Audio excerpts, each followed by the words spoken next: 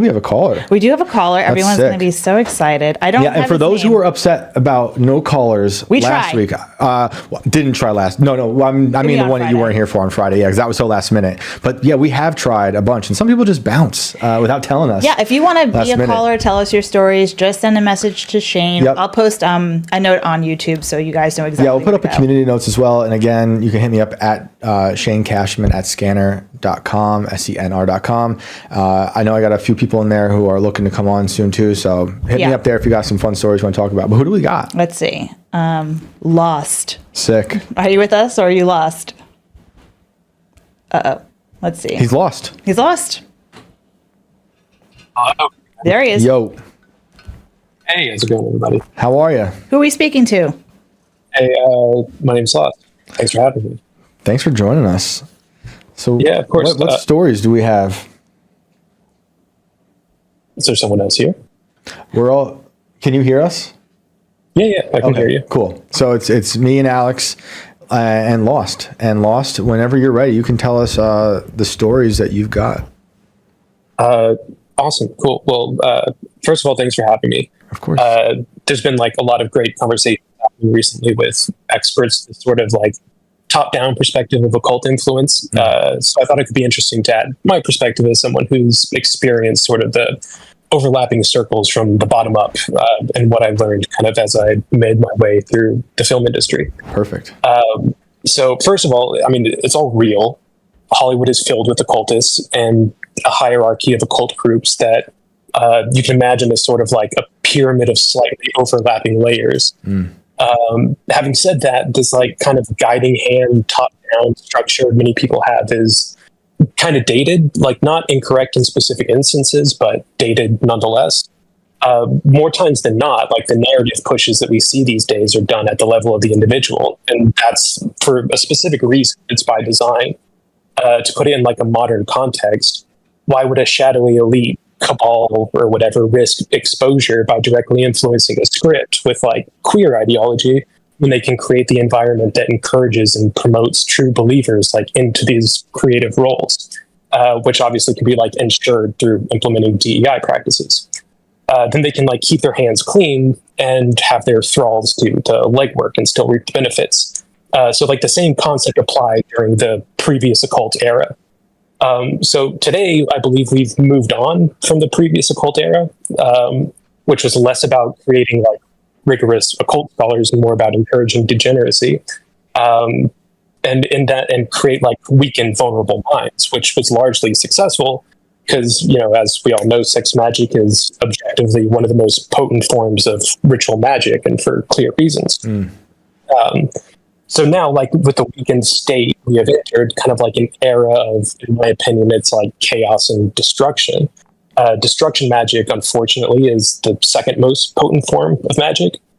And this form of messaging perspective is still like occult adjacent, but it's just carried out and fostered largely by queer witches, you know, that are masquerading as political activists. You know, people obviously are correct when they call leftism religion. But before woke ideology like became super pervasive in Hollywood, like I witnessed this stuff in these occult circles, and it was pushed by witches who worship this a hag witch deity whose name I refuse to speak. But I mean, they destroyed serious occult work from happening in LA. They perverted the image of Baphomet, who was once an idol for the All, capital T, capital A, and is now some sort of like trans icon. They neutered and commercialized Satan, making him kind of like lame and gay, thanks to the likes of like Lil Nas X and Sam Smith. They took something that was inherently interesting in counterculture and like they made it lame. So like they destroyed occult study, they destroyed the industry that I make a living in, and they're on this like warpath, in my opinion, to just burn society to the ground so that they can rebuild the ashes in their image. And, you know, for that reason, I've sort of made a nemesis of me. How long did it take for you to see all this stuff and like confirm it actually happening when you got out there? I don't know, like a couple of years, not very long, because like, you know, you get into these occult groups, which the first kind of like layers, the lower layers to enter, it's quite easy. Like if you just know one person and are relatively interesting and kind of have your occult chops and are being attractive helps. And like I said at the outset, like imagine these kind of as like intersecting layers in a pyramid. Like there is overlap. So like at the kind of like lower levels, you will see people from like the next level up at these kind of like parties and things, whatever. And you know, they will seek you out.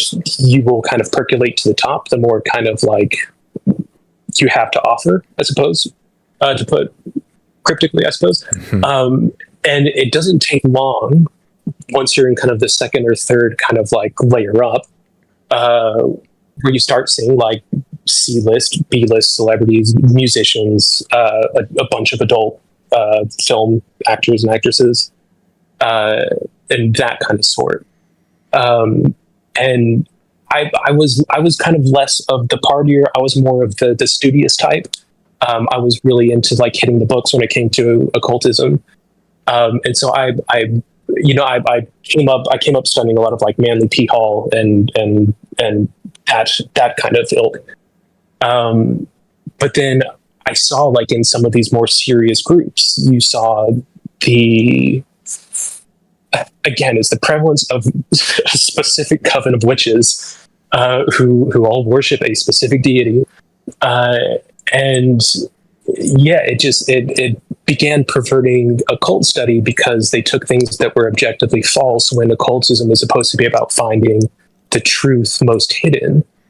And so once that perversion kind of became very obvious, I very quickly left. And then after that kind of, you know, I'm certainly not a Christian, but have become more open and interested in that, because you see, like when people get into these occult groups, which are primarily revolving around indulgence,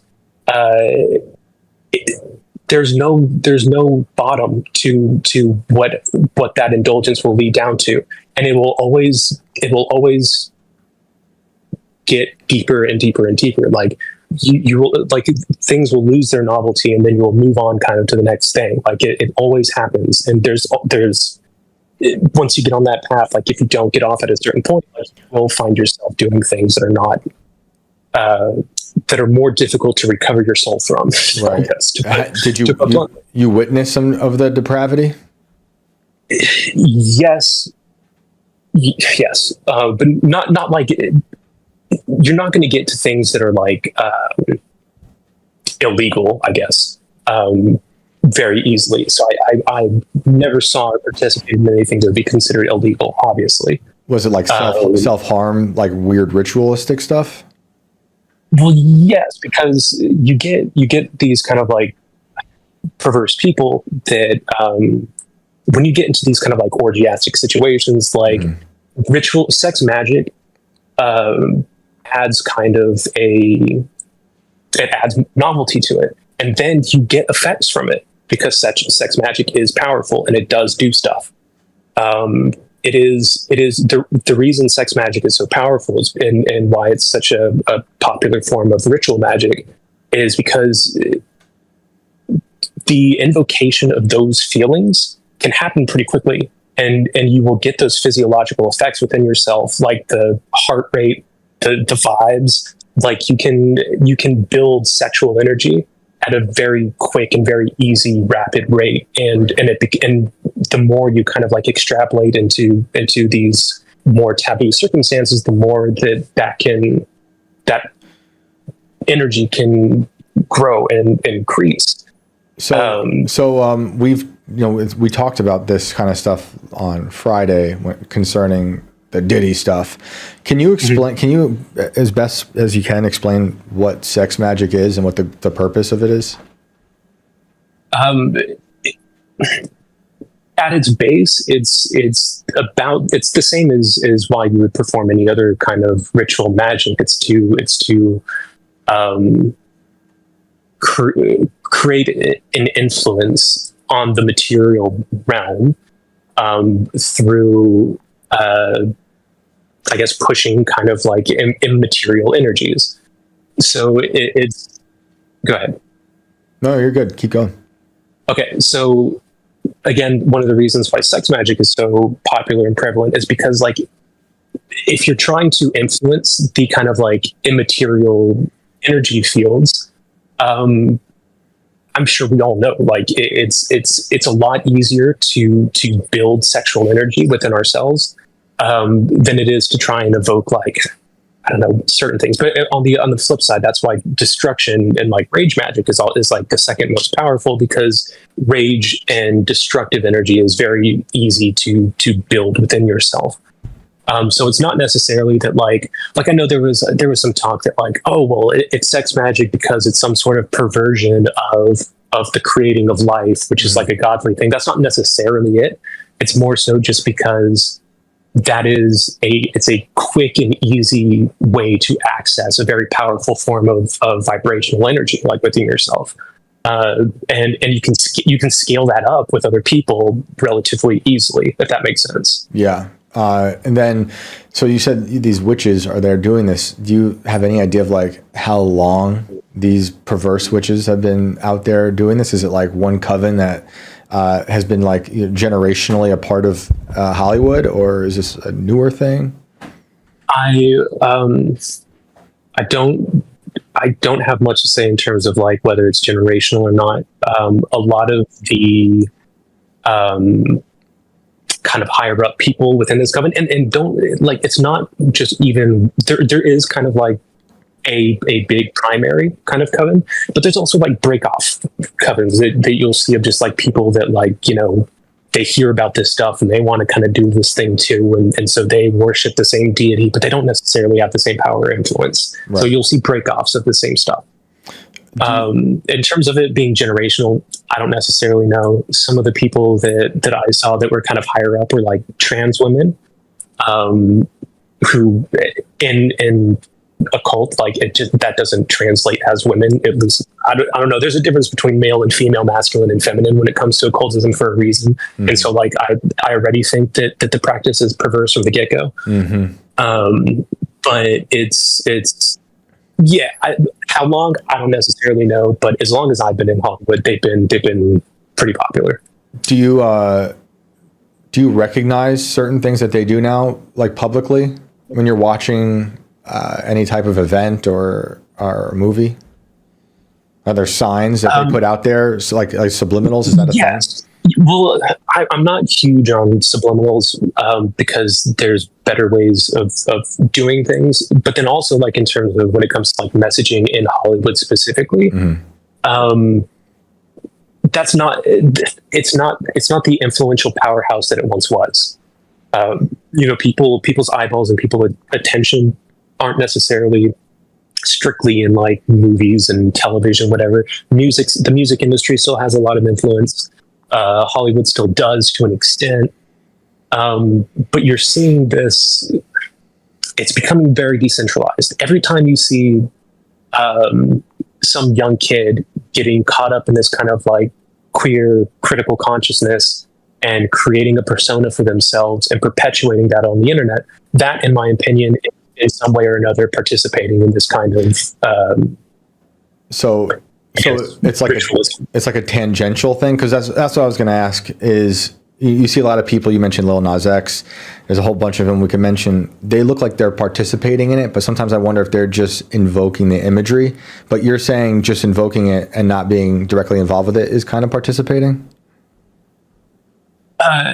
Intention has a big thing to do with it. I do think that they are, in particular, people like Sam Smith. Like, I think, he's pretty intentional with his imagery. Mm-hmm. But at the same time, like, he made it lame. Like, it was different when like Manson did it, like in the 90s and like early 2000s. Like, then like there was some power to it because it was like counterculture and it was like rebellious, and that was kind of like what the image of Satan was supposed to be. Right. Seeing performances by like, you know, by Unholy, that's Smith, like at the VMAs, whatever. Mm-hmm. If anything, they're, and I think this is somewhat intentional too, they're neutering the image of Satan to replace the influential deity with that of like this hag, ridiculous witch, and idol that many people in this coven are now worshiping. That is a crazy thing. When I asked you about subliminals, you said there's better ways of doing it. What are those? Why be subliminal when you can be overt? But like, you don't have to, you don't have to say like, I'm doing this with the intention of manipulating you into my worldview. You just make it seem cool, and you make it seem like this is a cool way to get attention. And people will climb onto it, and then unwilling or consensually, but not fully understanding the implications, they become basically a thrall to a spiritual energy. It's so if you're familiar with like the Goetia, like the Goetic demons, there's a hierarchy of demons. And one of the things that kind of signifies the amount of power they have is by the legions, the number of legions that they have underneath them. And that's another reason why I don't want to speak the name of this witch deity, because notoriety, putting it in people's minds and everything like that, it helps spread the tentacles of these kinds of things. So there's plenty of people that are now like this, like critical consciousness and critical theories are a divisive and destructive ideology, and it's intentional. So like, it doesn't have to be secret symbols. It doesn't have to be that. As long as they can get people on board with this kind of ideology, it's inherently going to do the work and you get the end result that these kind of like guiding people at the top want, which is ultimately the fracturing and destruction of society, so that they can, like I said, rebuild it with themselves at the top. So do you think, like, the Satanic Panic was a thing in the 80s and 90s, and now so the more I talk about this publicly, the more I'm hearing from people who are in that world who have rejected that stuff, and they're like, I've seen this too. They're basically saying the same stuff you're saying, and it's people like I truly believe and people I like, and they're saying from crazy people, they're seeing all this stuff. Do you think there was something to the Satanic Panic, or is that part of like watering it down? I mean, I think there probably is, just in that anytime any form of ideology will gain popularity, you will get crazy people that latch onto it. You see the same thing with like the LGBTQ community. There's like, okay, there's people in there that like you listen to them and you're like, all right, I understand where you're coming from, but then you get crazy people that do disgusting things. And that happens. So sure, during the era of the Satanic Panic, I'm sure there were people that weren't necessarily, I don't know, but they took that ideology and they did something perverse with it. So yeah, it happened, but I don't think it was like necessarily part of the bigger kind of ideology, if that makes sense. Yeah. So do you think it's as widespread as people are starting to think it is in all the industries, Hollywood, music? Yes, dude, yes, 100%. And that's like I'm leaving the industry because of this. It is every union has diversity boards and DEI people that they're spending tons of money in. It's collapsing the entire industry because they're just hell bent on pushing this ideology, and they will take no prisoners in the process. And I don't know if they're short-sighted or not, or if the destruction is the point, but it's a sinking ship because of it. And it's like I sit at breakfast on major television shows talking with my elders in the industry, and they're possessed. They're entirely possessed. These are like serious grown-ass men who are in their 60s that think that Donald Trump like was 2 seconds away from installing himself as a dictator on January 6th, and that like they think these things are completely divorced from reality. Like serious people. Like I've had dinner with a director who's like a big time dude in the industry, and like they all believe this stuff. Their critical thinking is gone. It's complete ideological capture. When you say possessed, are you saying are they possessed by the ideology, or like this hag witch, or demons, or all of it? It's hard to separate the two, because a lot of these witches that are in this coven, like they are the mouthpieces of this ideology, and these people are possessed by that ideology. So like if I went to one of these people that I mentioned, not the witches, but like, you know, one of these serious kind of industry veterans, and was like, do you worship this deity? They'd be like, I don't know who that is. But it's like, do you believe this, this, this, and this? And they'll be like, yeah, completely, totally, like, you know. So it's there's a layer of separation. Wow, that's crazy. So you're in the business. Did they ask you to do something and you refused? No, not really. I'm not on the creative side. If you're on the creative side, you're a lot more vulnerable to these things. I'm a technician, and I'm very good at what I do. And so like I was able to. One of the reasons I was really attended and witnessed a lot of this occult stuff wasn't necessarily my position in the industry, but my position in occultism more broadly. Because I had a reputation before I even, like, kind of moved out here in that regard. But yes, I never had to do a no quid pro quo, no perform this and you will get that kind of thing. Though I do know that happens. Yeah, it seems like it. It seems like there's humiliation rituals and all sorts of weird stuff that's going on constantly with those people. Yeah, 100%. So you can't. So you can't. You think it's unlivable? You can't exist in that world unless you take on these horrible roles in the occult type cult. Correct. Yes. Wow. Yeah. 100%. So maybe hopefully it does collapse then, and then something better grows. Is that a possibility? Like, are there other people that you talk to out there who are like, we can't live like this, and we got to start something else, or try to find another place? Yes, and I think that's somewhat inevitable. I am hopeful for like a decentralization of because like you know, it was one thing when Hollywood had like a complete monopoly on the entertainment economy, but they don't anymore. You know, all the infrastructure, all the cameras, all the talent, all the workers were all here. And they're not, like myself included. I'm willing to sit and watch several hours of content from independent creators through like podcasting or woodworking shit or like whatever. Like I don't need to sit and watch Hollywood content. Right. So I do think there is a great opportunity. It's, you know, I have plenty of coworkers that aren't creatives, that are like, they're laborers and they're technicians in the industry, and like they're going to have a slightly more growing pains as the industry dies. But I think now is a good time for creatives, which is, again, that's one of the reasons I'm trying to get out while the getting's good. Yeah. Smart. Well, man, it was a pleasure talking to you. I feel like you've sent me other stories, so we should have you back to talk about those. Sure. Yeah, sure. And the paranormal stuff, that was a huge one. Yeah. We'll be in touch and we'll have you back because I'd like to hear about those as well. Awesome. Cool. Well, it was a pleasure talking to you guys. Thanks for letting me get that off my chest, because you know, I haven't really been able to talk to anybody in this city about it. It was great. It was great hearing from you, man. Thanks Good so luck. much. Best of luck out there. Have a good night. I feel like that was like a confessional or something.